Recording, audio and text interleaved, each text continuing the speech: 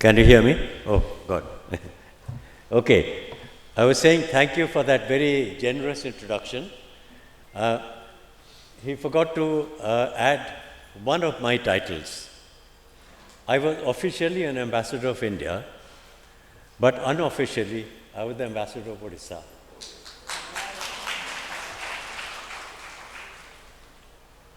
As the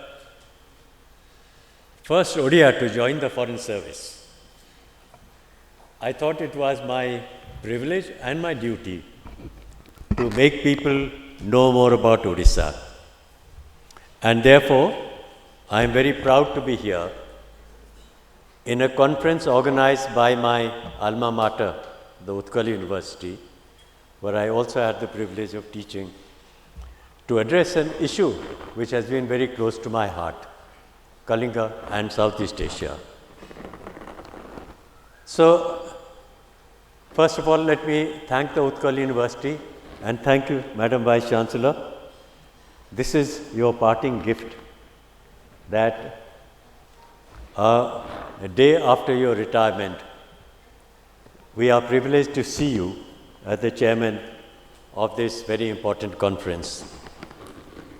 Thank you, Mr. Sanjeev Mishra. I enjoyed your talk. I know that you didn't read out your speech.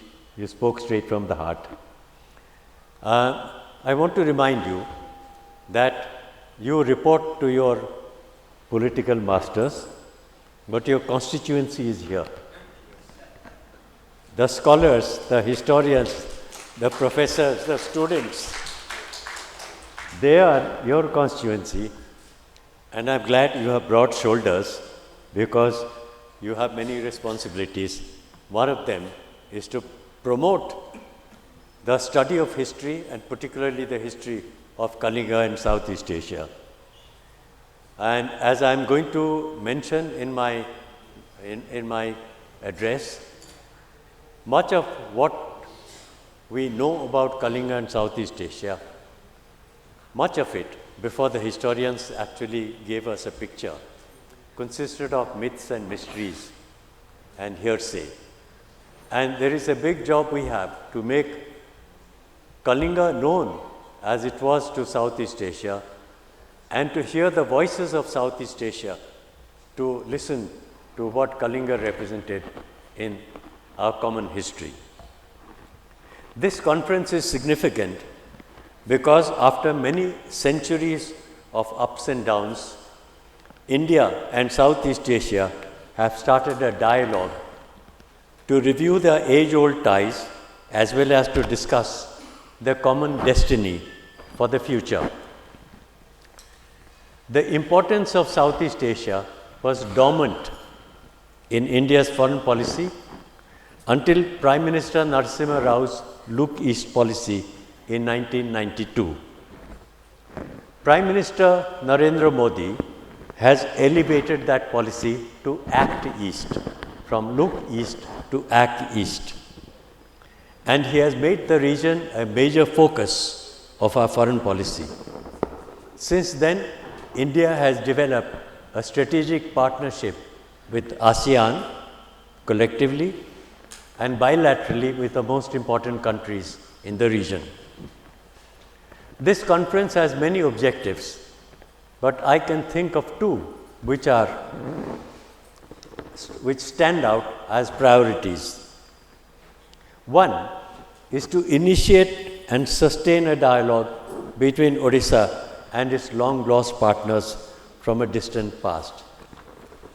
I am delighted to see that so many delegates and scholars from the region are present here to join us in this dialogue. So, if you are from Sri Lanka, may I wish you Ayubowan.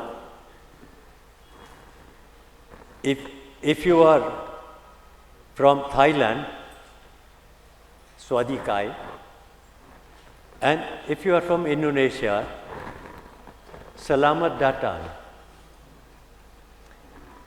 and welcome, Madam, to the land of the Orang Keling.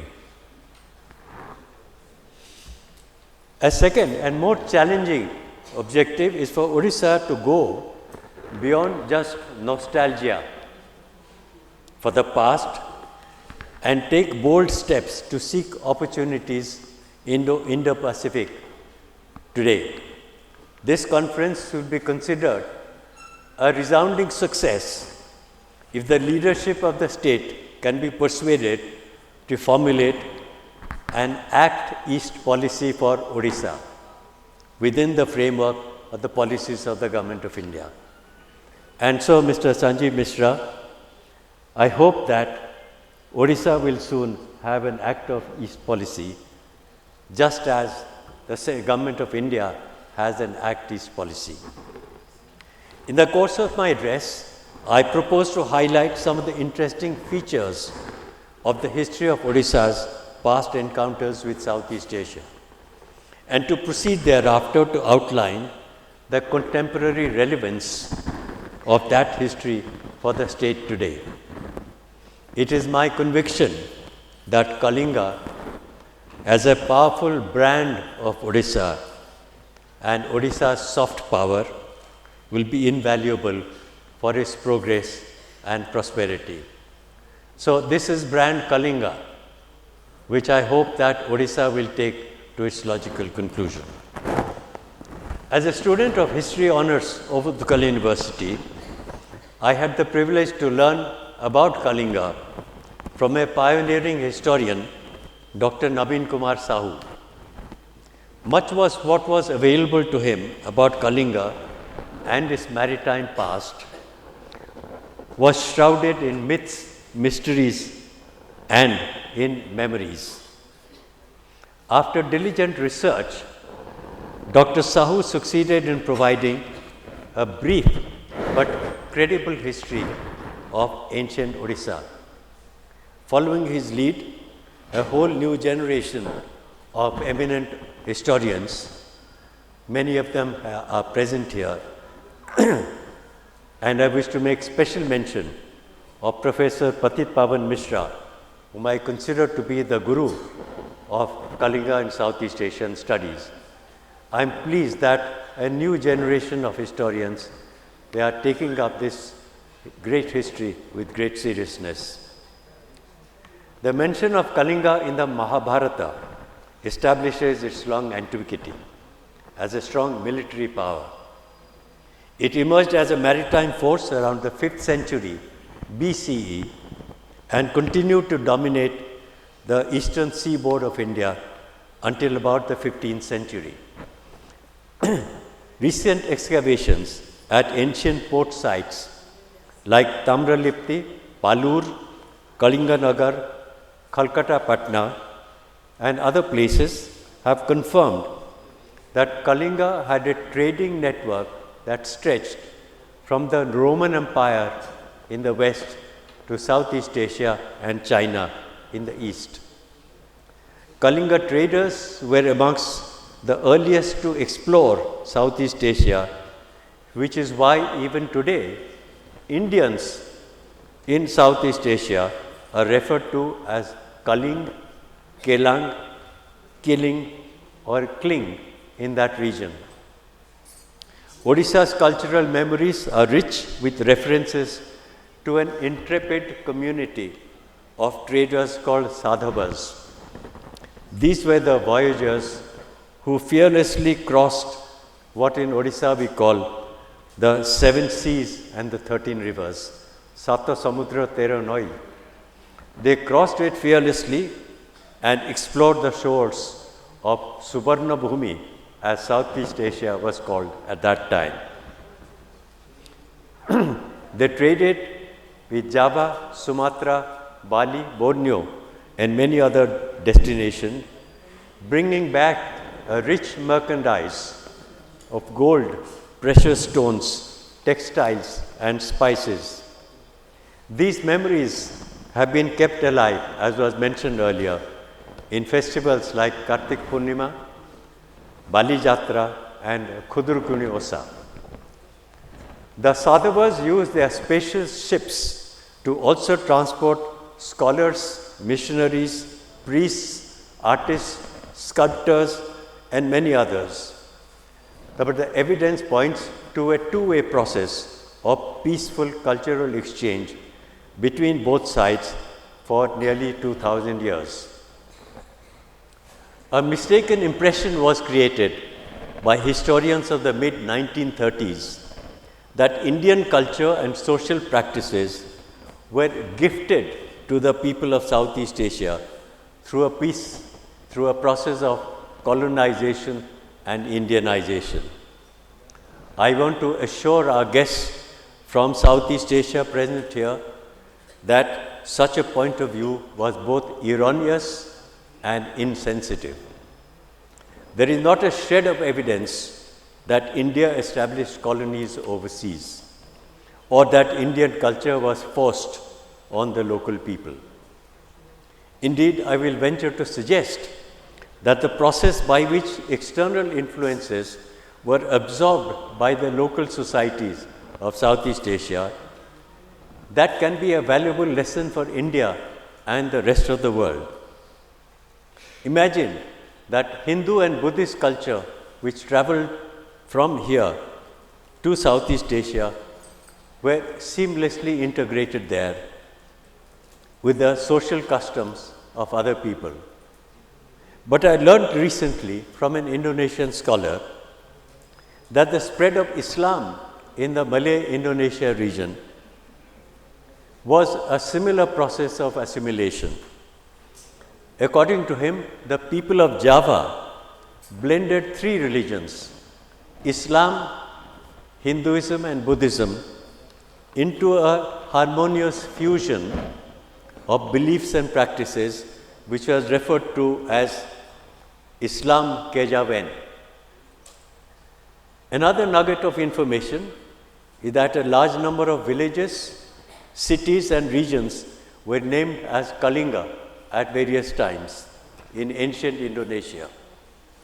There is a report of a Kalinga kingdom in central Java in the 6th century, which is referred to as Terajan Keling by the local people and Ho Ling by the Chinese. On both sides of the eastern Indian Ocean, powerful kingdoms were demonstrating their prowess by building thousands of temples, stupas, chaityas during the long period of our maritime contact. The art and architecture of Southeast Asia may look familiar to Indian eyes, but we need to remember that they were products of indigenous creativity and not replicas of Indian art. The island of Bali, which has been mentioned, holds a special appeal for the people of Odisha. Scholars have drawn attention to the striking similarity on both sides of food, language, social habits, and religious practices. Lord Jagannath receives special reverence in Bali, but you'll be interested to know he is worshipped as Lord Shiva, not as Lord Vishnu, as in Odisha and in India. The Balinese have given an honored place to Mahanadi and to Mahendra Tanaya as their sacred rivers. They also chant the prayer, Om Ksamasamam Jagannatha. Om Ksamasamam Jagannatha is a prayer of the Balinese, I think, which will bring joy to the heart of every Odia. Equally interesting is the celebration of Kartik Purnima and Bali Jatra in Odisha finds an echo in the Masakapam Kepesi festival of Bali. I would like a footnote to this history of Kalinga in Southeast Asia with something interesting I read in the newspaper just 2 days ago. Mr. Sanjeev Sanyal, a member of the Prime Minister's Economic Advisory Council, has initiated a project to build a ship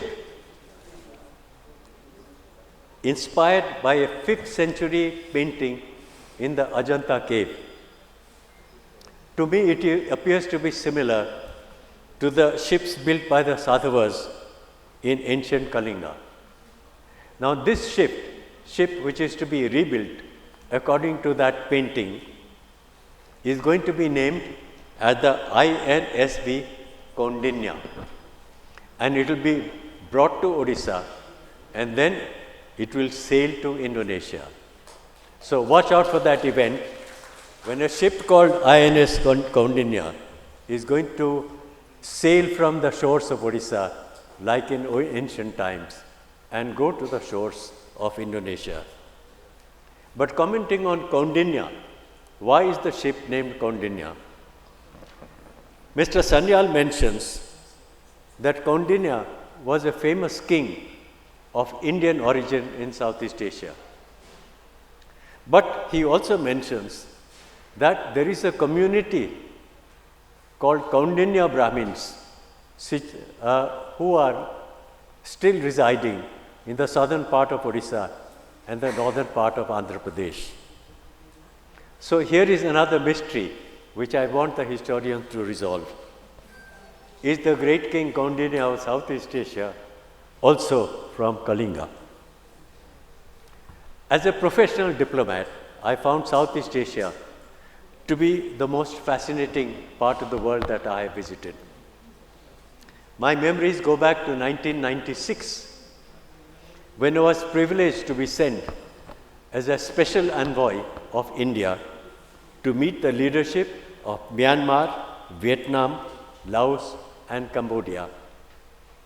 In all these countries, I was received with great warmth and courtesy, reflecting the high regard these countries have for India. It was, however, in Cambodia that in addition to discussing bilateral relations, I was given an educational briefing. I made a courtesy call on King Norodom Sihanouk, the late king of Cambodia. And that courtesy call turned out to be a tutorial given to me by the king on the ancient ties between India and Southeast Asia. The king explained to me that the name of the mighty river Mekong of Southeast Asia is actually derived from Ma Ganga. And then he proceeded to describe the ethnic and cultural ties that connected his country and the region with India.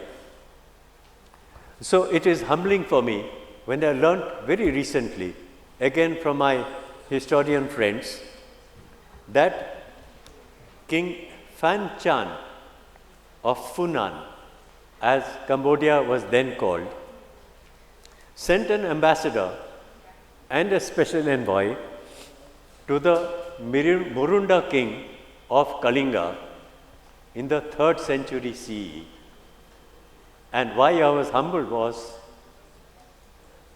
here I was a special envoy in Cambodia, 1300 years after Cambodia had sent a special envoy to Kalinga.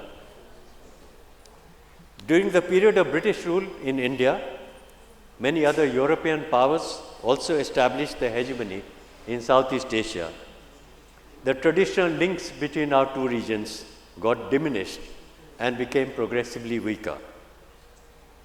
I have described earlier how Prime Minister Narendra Modi has declared an Act East policy in 2014 and has vigorously expanded India's presence in the region.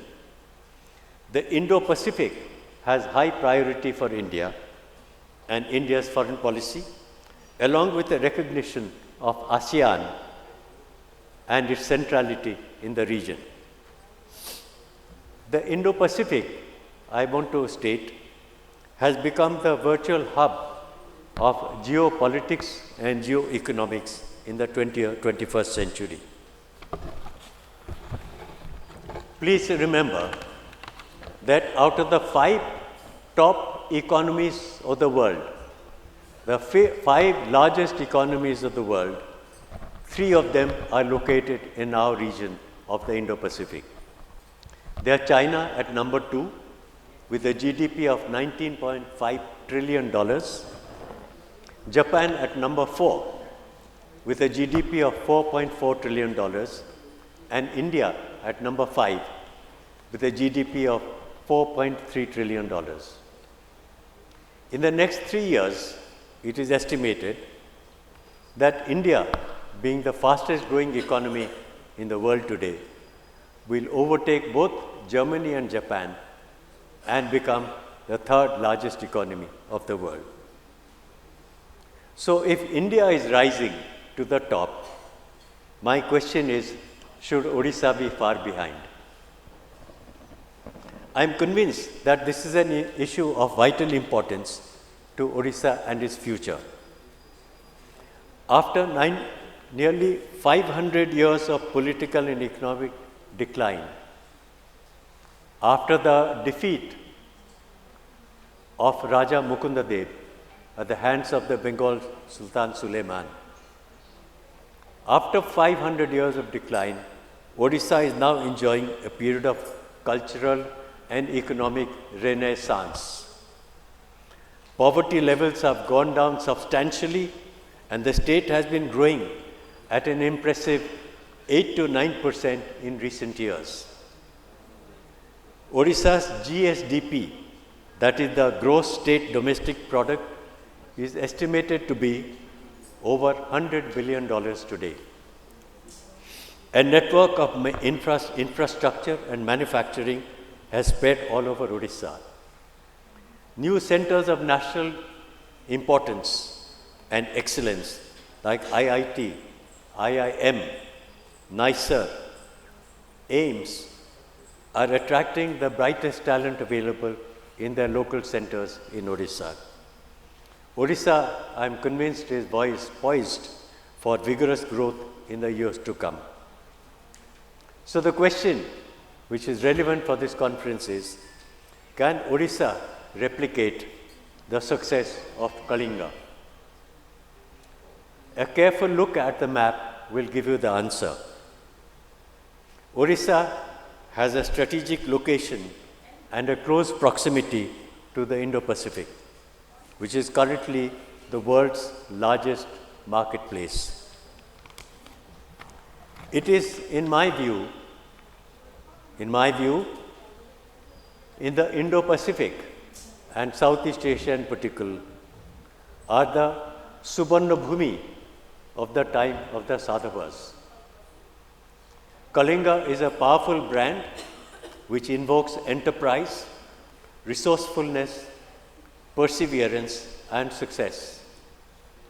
Kalinga is Odisha's soft power, which needs to be converted into smart power so that the state can once again become a powerhouse of growth and prosperity in the past.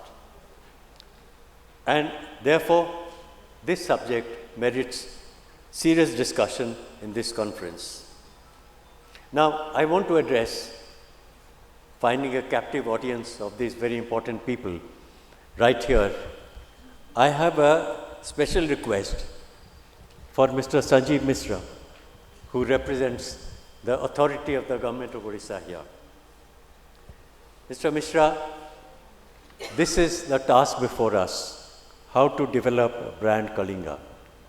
Because Kalinga is our inspiration, and Kalinga is our way to progress.